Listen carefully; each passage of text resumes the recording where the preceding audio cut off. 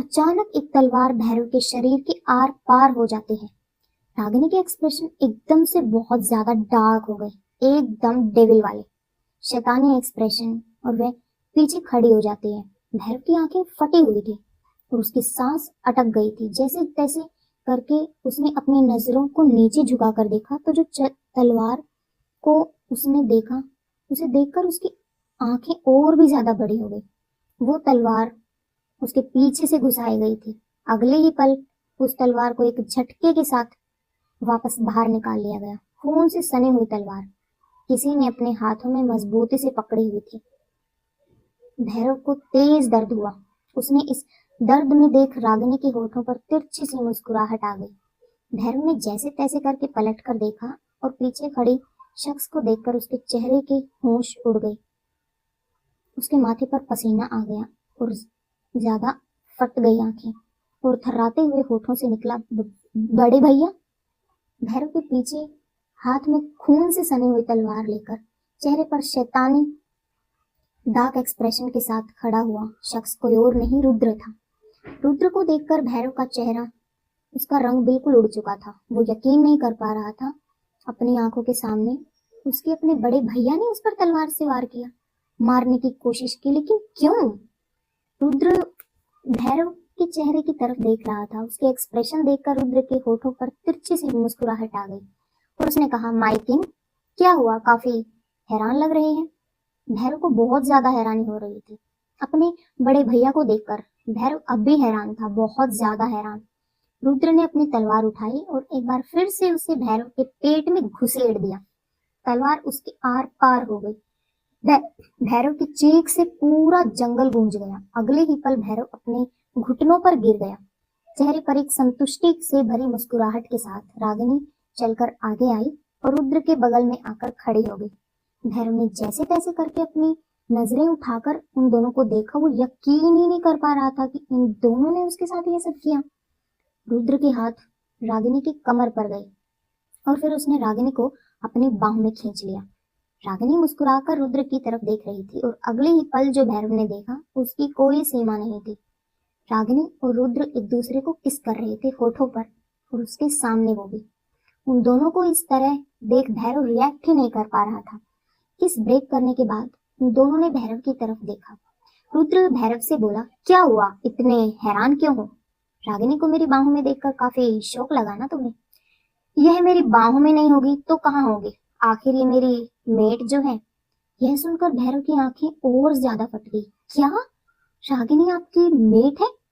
रुद्र ने जवाब दिया, बिल्कुल, ये मेरी मेट है। मून गॉडेस ने इसे मेरे लिए बनाया है। ये मेरी है, सिर्फ मेरी। लेकिन तुमने इसे मुझसे छीन लिया। तुम्हें आइडिया भी नहीं है भैरव। तुम्हें रागिनी के करीब देखकर, उसे तुम्हारी बाहों में देखकर कितना दर्द होता था मुझे, कितना गुस्सा आता था, कितना तड़पता था मैं। रुद्र के एक्सप्रेशन और भी ज्यादा डार्क हो गए और वो गुस्से में अपने दांतों को पीसने लगा। वो भैरव के पास आया और उसने जोर से उसके सीने पर लात मारी। भैरव जमीन पर गिर गया। उसके पास पहुंचकर उसके जख्म पर रुद्र ने अपना पैर रखा और दबा दिया। भैरव ने जमीन से मिट्टी को अपनी मुट्ठी में जोर से भर लिया क्योंकि उसे बहुत ज्यादा दर्द हो रहा था। इस वक्त उसकी शक्तियां चंद्र ग्रहण के कारण सो चुकी थी, इसलिए वह काफी ज्यादा कमजोर हो गया था। ऊपर से जो तलवार से उसे उस पर बार बार वार किया गया था वह चांदी की तलवार थी, और वेम्पायर को अगर कोई चीज जख्मी कर सकती है तो वह सिर्फ चांदी है। रुद्र अपने दांत पीसते हुए बोला, मैं तुम्हें कभी माफ नहीं करूंगा, कभी नहीं। तुमने मुझसे मेरा सब कुछ छीन लिया। यहाँ की हर एक चीज पर सिर्फ मेरा हक था क्योंकि मैं तुमसे बड़ा था। तुमसे पहले मैं इस दुनिया में आया था और तुमसे ज्यादा काबिल भी मैं हूँ। रुद्र गुस्से में चिल्लाया। वो पूरा कांप रहा था और उसका गुस्सा उसकी आंखों में दिखाई दे रहा था, ज्वालामुखी बनकर फट रहा था। अपने गुस्से के साथ वो अपने पैर को और ज्यादा दबा रहा था जिससे भैरव को और ज्यादा दर्द हो रहा था। रुद्र भैरव से बोला, पिताजी को पूरे किंगडम का राजा मुझे बनाना चाहिए था। नाइंसाफी की है उन्होंने मेरे साथ। मैं उन्हें कभी माफ नहीं करूंगा। मेरी माँ के साथ भी उन्होंने नाइंसाफी की है और तुमने मेरी मेट को भी मुझसे छीनने की कोशिश की। हाँ, तुमने सोचा भी कैसे कि मैं ये चीज बर्दाश्त कर लूंगा?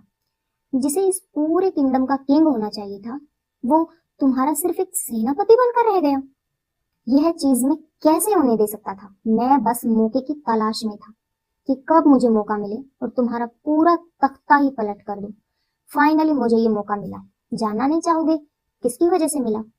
तभी वहां पर कुछ और लोगों की एंट्री होती है, तक्षत और अग्नि। वह दोनों भी आकर वहां पर खड़े हो जाते हैं। अग्नि भैरव के पास चलकर आया और बहुत नॉर्मल आवाज में बोला, कैसे हो दोस्त? बड़ी बुरी हालत में लग रहे हो। भैरव ने अग्नि को देखा। ओह, तुमसे तो मुझे यही उम्मीद थी, भैरव ने दर्द भरी कोल्ड आवाज में कहा। भैरव ने उन सब की तरफ देखा, खास करके उसकी नजरें रागिनी पर गई, जिसकी आंखों में उसे सिर्फ शैतानी चमक दिखाई दे रही थी। उसने रागिनी के पेट की तरफ देखा। रागिनी कैसे कर सकती है? वो उसके बच्चे की माँ बनने वाली है। भैरव को यह देखता हुआ रागिनी ने अपने आईब्रोज अपने ऊपर उठाकर कहा, मेरे पेट की तरफ क्या देख रहे हो माइकिन? अपने बच्चे को देख रहे हो? रुको, मैं तुम्हें अच्छे से दिखाती हूँ। उसके बाद रागिनी ने कपड़ों में हाथ डाला और अपने पेट पर बांधा हुआ सारा कपड़ा खोल दिया। भैरव ने जब ये देखा तो उसकी आंखें फट गई। रागिनी का जो पेट आया हुआ था वह उसका पेट नहीं था। उसने पेट पर कपड़ा बांध रखा था। वह प्रेग्नेंट नहीं थी। उसके बाद उसे कपड़े को रागिनी ने भैरव के ऊपर फेंक दिया और फिर हंसने लगी। उसके साथ साथ सब हंसने लगे। वह सब लोग जैसे भैरव की बेबसी पर हंस रहे थे।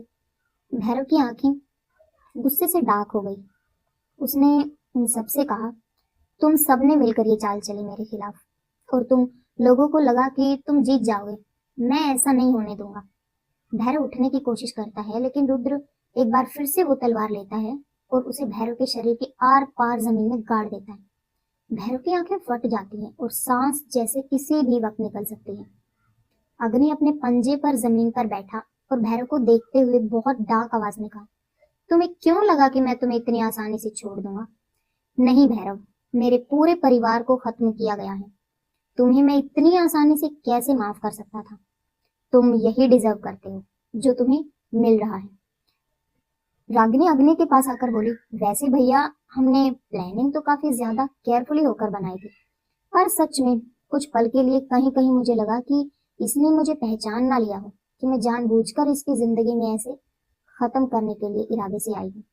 तक्षक हंसते हुए आगे आया और बोला, अगर पहचान लिया होता तो आज ये हमारे सामने इस हालत में नहीं, हम इसके सामने इस हालत में होते। तुम एक लौती वो लड़की हो जो इसका श्राप तोड़ निकली। यही जानकर तो हमने ये प्लान बनाया। तक्षक भैरव की तरफ देखकर बहुत शैतानी आवाज में बोला, इसका अंत तो मून गॉडेस ने ही डिसाइड कर लिया था, वरना पूरे किंगडम में ये सिर्फ तुम्हें ही क्यों छू सकता था? इसका तो यही अंजाम होना था। हर कोई इसे सिर्फ खत्म करना चाहता था। इस शेडोलैंड को एक नए किंग की जरूरत है, ऐसा किंग जो न सिर्फ शक्तिशाली हो बल्कि बहुत कुटिल और निर्दयी भी हो। सब लोग एक तरफ खड़े हो गए। उन लोगों को अपनी तरफ इन शैतानी नजरों से देखता हुआ देख भैरव को गुस्सा हद पार कर रहा था, पर वह इस वक्त गुस्से के साथ साथ दर्द में भी था। आज उसके सामने 3 वो लोग खड़े हुए थे जिसे उसने बहुत प्यार किया था। सच कहते हैं, अपने ही लोग पीठ में खंजर घोंपते हैं। भैरव के साथ भी वही हुआ। उसके अपनों ने उसकी पीठ में खंजर घोंप दिया। भैरव की आंखें धीरे धीरे बंद हो रही थी। ऐसा लग रहा था जैसे वह खत्म होने वाला है। भैरव ने उन लोगों से कहा, अगर मुझे मारने की ठान ही ली है तो मुझे अच्छे से ही खत्म कर दो, क्योंकि अगर मैं बचा तो मैं तुम चारों को खत्म कर दूंगा अपने हाथों से। तक्षक ने एक शैतानी मुस्कुराहट के साथ कहा, अच्छा ऐसी बात है, तो चलो ठीक है, फिर करते हैं भी तुम्हें खत्म अच्छे से। उसके बाद तक्षक और बाकी सब ने रुद्र की तरफ देखा। रुद्र आगे बढ़ा और अपनी तलवार को भैरव के पेट से निकाला। भैरव को तेज दर्द हुआ। उसने भैरव की आंखों में देख, जिन आंखों में भैरव को अपने लिए हमेशा प्यार और केयर दिखाई देती थी, आज सिर्फ और सिर्फ गुस्सा, बदला और जुनून दिखाई दे रहा था। वो प्यार, वो बड़े भाई का प्यार कहीं पर भी नजर नहीं आ रहा था। ये गुस्सा, ये नफरत किस लिए? किंगडम के लिए? अरे मांगा तो होता। भैरव तो रुद्र के लिए अपनी जान निकालकर उसकी हथेली पर रख देता। इतना बड़ा विश्वासघात क्यों? रुद्र ने बहुत डार्क आवाज में भैरव से सिर्फ इतना कहा, गुड बॉय माय किंग। यह बोलकर रुद्र ने पूरी ताकत के साथ तलवार एक बार फिर से भैरव के सीने के आर पार कर दी। इस बार भैरव दम तोड़ने ही वाला था। आंखें बंद होने से पहले उसे उन चारों का चेहरा दिखाई दे रहा था और फिर धीरे धीरे उसकी आंखें बंद हो गई। उसे कुछ पल दिखाई दिए जहां वह रुद्र के साथ खेल रहा था। छोटा सा बच्चा अपने बड़े भाई के साथ मैदान में खेल रहा था। बड़ा भाई उसे पकड़ रहा है। दोनों घास पर गिर रहे हैं, हंस रहे हैं। उसके बाद भैरव दौड़कर रुद्र की पीठ पर चढ़ जाता है और रुद्र उसे पीठ पर लाद दौड़ता है। उसे झूला झुलाता है, खिलाता है। भैरव की खुशी से झूम रहा था भैरव। उसके बाद थककर भैरव रुद्र की गोद में सर रखकर सो जाता है और रुद्र बड़े ही प्यार से उसे थपथपाता है। भैरव की आंख की एक कोने से आंसू की एक बूंद टपक जाती है और वह हमेशा के लिए सोने से पहले सिर्फ इतना कहता है, I will never forgive you all. यह बोलते हुए भैरव की आंखें हमेशा के लिए बंद हो जाती हैं। उसे ऐसे देख सब लोग काफी सेटिस्फाई लग रहे थे। उसके बाद उसे उसी हालत में छोड़कर वो लोग वहां से चले जाते हैं।